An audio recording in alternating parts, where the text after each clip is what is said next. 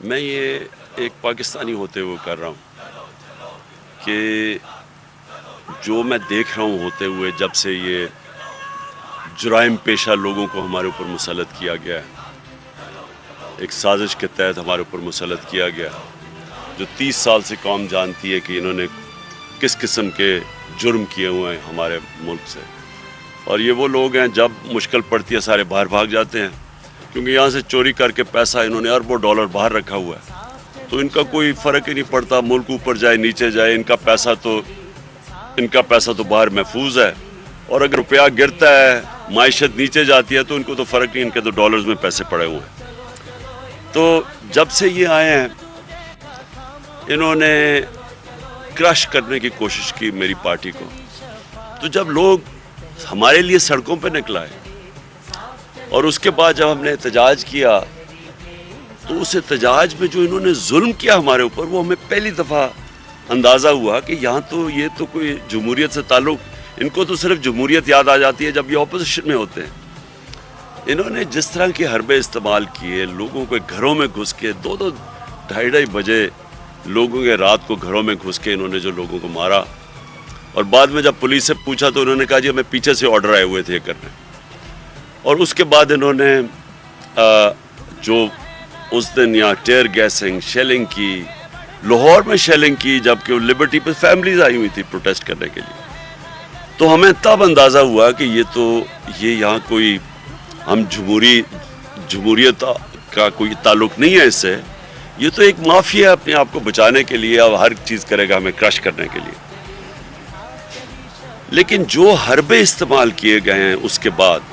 کیونکہ ہم الیکشنز بھی جیت گئے، بائی الیکشنز ہوئے، یہ ان کا الیکشن کمشنر تھا، اس نے پوری دھاندلی کی ان کے ساتھ مل کے، ان کی اپنی گورنمنٹ تھی پنجاب کی، وہ ہم جیت گئے۔ اب پھر انہوں نے الیکشن کمشنر ان کے ساتھ مل کے حلقے چنے جدھر ہم کمزور تھے، وہ جب الیکشن ہوا ہم ادھر بھی جیت گئے۔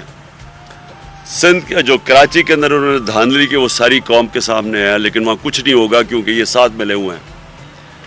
لیکن مجھے جو چیز آپ کے سامنے رکھنا ہے وہ یہ کہ جو انہوں نے طریقے اختیار کیے ہیں، یہ کبھی میں نے پاکستان میں اس طرح کی حرکتیں نہیں دیکھی۔ سنا ہے دہشت گردوں سے ایسے کرتے تھے، سنا ہے کوئی بہت بڑے جو مجرم جو ہوں جن کے جو بار بار جرم کریں شاید ان سے کرتے ہوں ایسی چیزیں، ہمیں نہیں پتا، شاید کوئی ہندوستان کا کوئی جاسوس ہو یا وہ اس سے کوئی کرتے ہوں، لیکن میں نے یہاں پولیٹیکل لوگوں سے اس طرح کا ظلم کبھی نہیں دیکھا، اور خاص طور پہ وہ جو ڈیموکریٹک دور ہے میں نے کبھی ایسی چیزیں نہیں دیکھی۔ انہوں نے پہلے شہباز گل سے جو کیا اور میرے اوپر تقریباً کنٹیمپٹ بھی لگ گیا اسی کے اوپر، لیکن میں نے ریئیکٹ کیا کیونکہ مجھے جب چیزیں پتہ چلی کہ شہباز گل سے انہوں نے کیا کتنا تشدد کیا، جنسی تشدد کیا،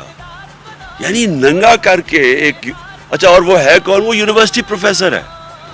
یہ نہیں کہ وہ کوئی دہشت گرد ہے۔ تو میرے سے مانا نہ جائے، پھر انہوں نے مجھے جب تصویریں دکھائی، میرے وکیل مجھے ملے ہیں، جب انہوں نے چیزیں مجھے دکھائی تب مجھے اندازہ ہوا کہ انہوں نے کیا اس سے، اور پھر وہ باقی تو خیر عدالت میں بھی مجھے پیش ہونا پڑا اس پہ۔ لیکن جو مجھے اعظم سواتی کے اوپر جو انہوں نے کیا، یہ ایک ایسی چیز ہے جو میں آج آپ کو کہہ دوں کہ میں اب اس کو پوری طرح اعظم سواتی کے ساتھ